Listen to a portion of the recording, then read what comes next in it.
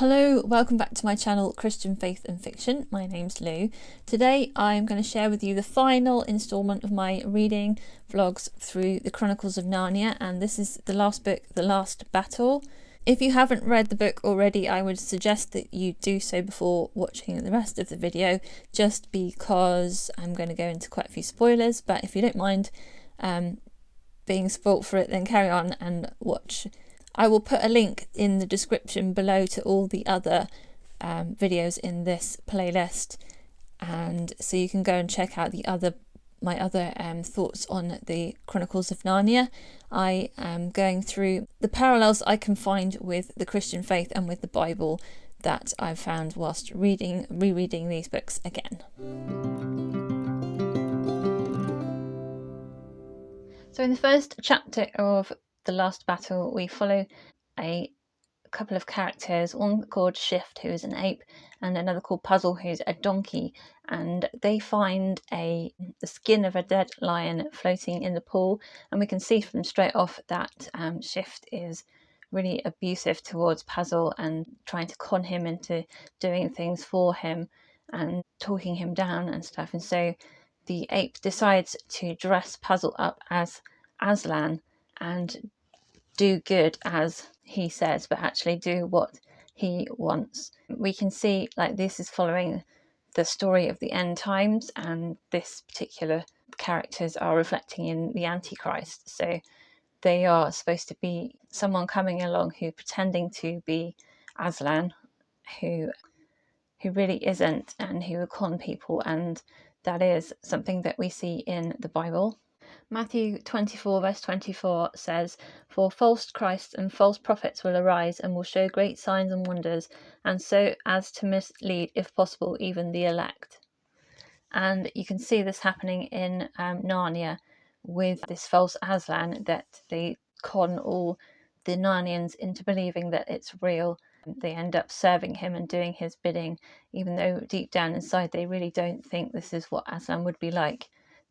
Because they've seen this false Aslan, they think they have to go along with it. And one of the things that the Bible warns us is to be aware that there will be people trying to con us and say, Jesus has come back already, or you missed him, or this is him over here, or in all sorts of ways. And we just need to be alert and ready to test things out and check them with God, because there will be people trying to deceive us all the time, but particularly this is to do with the end times.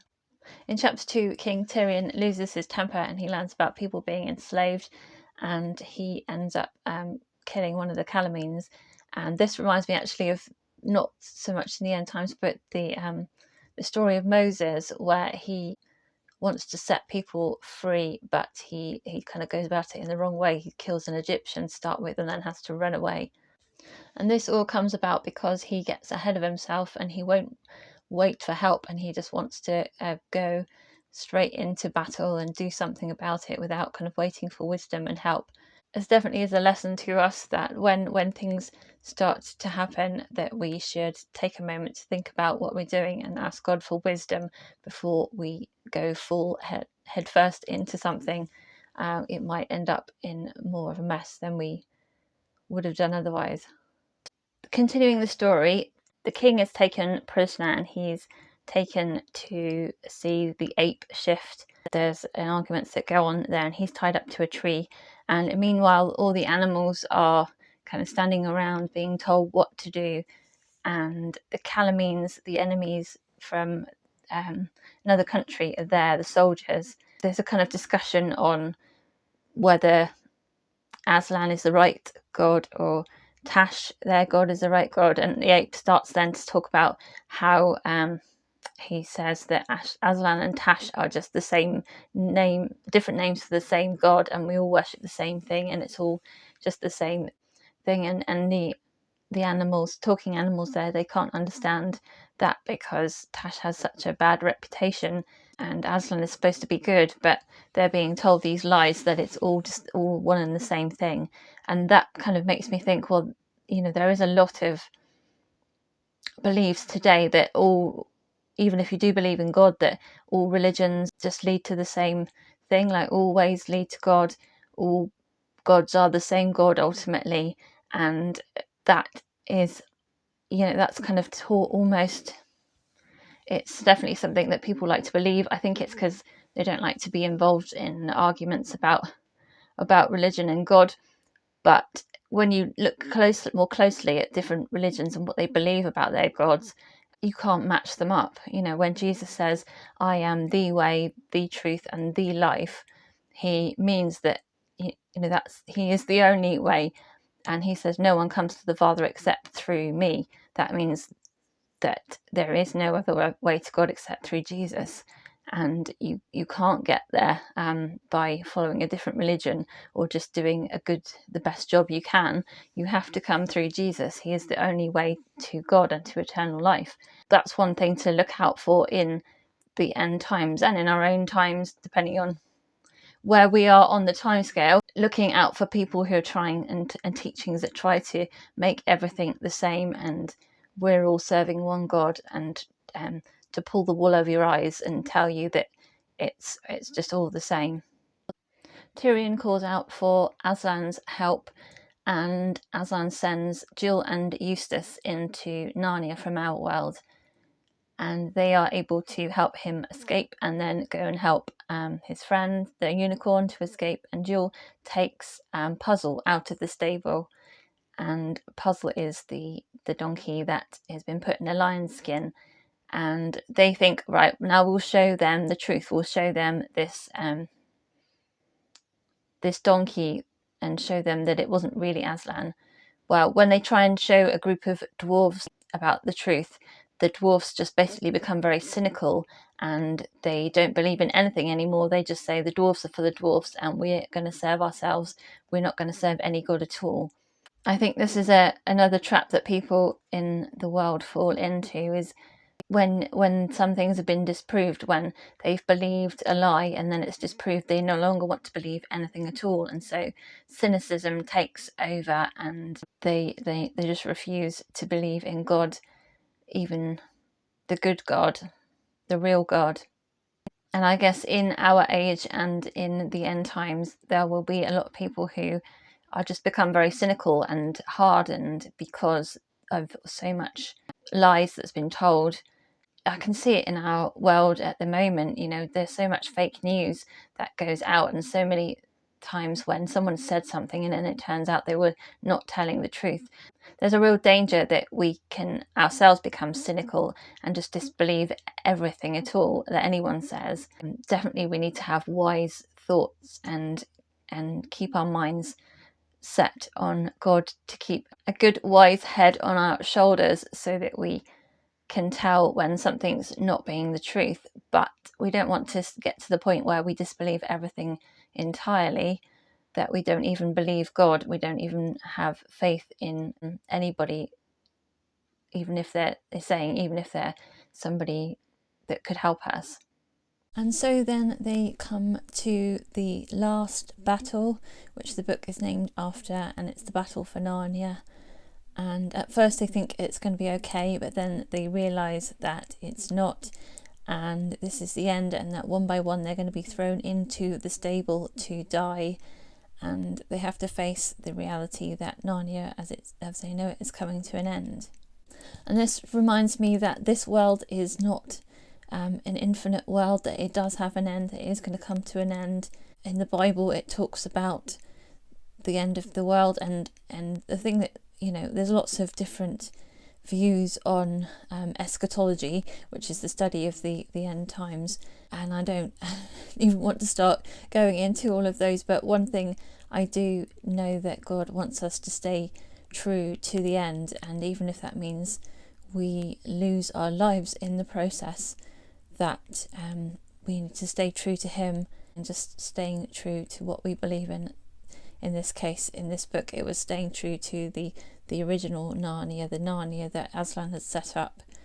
For us, it's staying true to Jesus and the gospel and the Bible and what it teaches us, and that might cost us, particularly as we go into the end times, but we have to keep going right till the end. Paul says in 2 Timothy 4 verse 7-8, "I have fought the good fight, I have finished the race, I have kept the faith. Now there is in store for me the crown of righteousness, which the Lord, the righteous judge, will award to me on that day, and not only to me, but also to all who have longed for his appearing. Once they get on the other side of the stable door, it's not black and dark. It's not a place of death. It's actually a place of light, and it's an open countryside. This is what it will be like for us when we pass from this world into eternity. Is it won't be a dark closing of the eyes and going into a place of darkness and death. It will be actually coming out into a place of light, a place we've always dreamed of in our hearts. So Aslan then gets everybody to come through into the stable. The land of Narnia is shut down, it's closed, and the door is shut.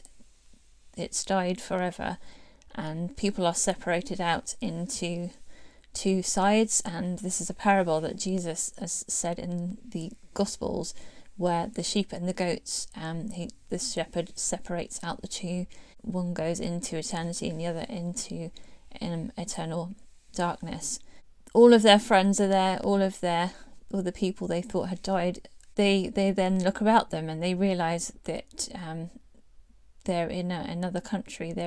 And as they're kind of running towards the centre of the country, further up and further in, they are become aware that they are still in what looks like Narnia, and then they realise that actually Narnia hasn't died, that Narnia that they knew was like a shadow or an echo of the real Narnia, and they're now in the real Narnia, and they're in a place of beauty and of wonder and everything that Narnia was supposed to be in the first place, they are now experiencing.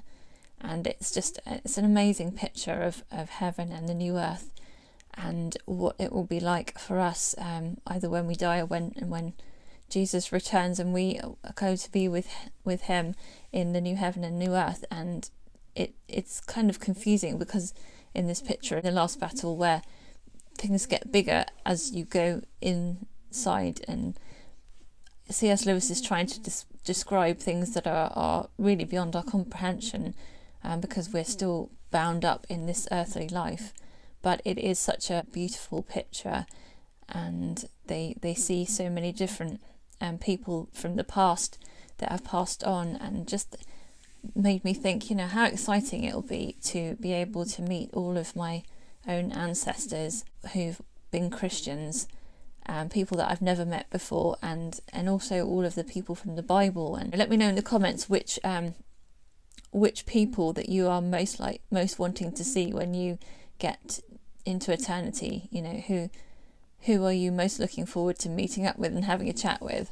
And then all the children from our world realise that they are not going to be sent back this time, that actually they're going to stay, and that they were in a train crash in our world and they are now dead in our world, and so they're going to stay in this Aslan's country. And it's not sad for them, it's just such a joy for them to be able to stay with Aslan. And the last kind of paragraph from the book always really gets me, makes me slightly emotional. It says, all their life in this world and all their adventures in Narnia had only been the cover and the title page. Now at last they were beginning chapter 1 of the great story, which no one on earth has read, which goes on forever, in which every chapter is better than the one before. What an amazing picture of eternity that is. Just, it makes my hope rise inside of me and my faith rise inside of me, just the hope of heaven. And I really want to spend more time thinking about and meditating on what it's going to be like, because it helps so much when dealing with difficulties here to think, yeah, this is not forever, but when we get on the other side of the door, that will be forever, and it will be amazing, and it will be so worthwhile going through the trials that we go through here. So that was what I got from reading The Last Battle. I'm kind of sad to have finished reading them all through, but I've got some more C.S. Lewis books to read that should keep me going next year. Let me know in the comments what you think about The Last Battle, what you think about the end times if you want to, how much you are looking forward to heaven, what you think it might be like, any of those sort of things, let me know down in the comments. And thank you so much to everyone who has been watching these videos, liking them, subscribing to my channel. I really appreciate that. I hope you have a really great reading week, and until next time, God bless. Bye.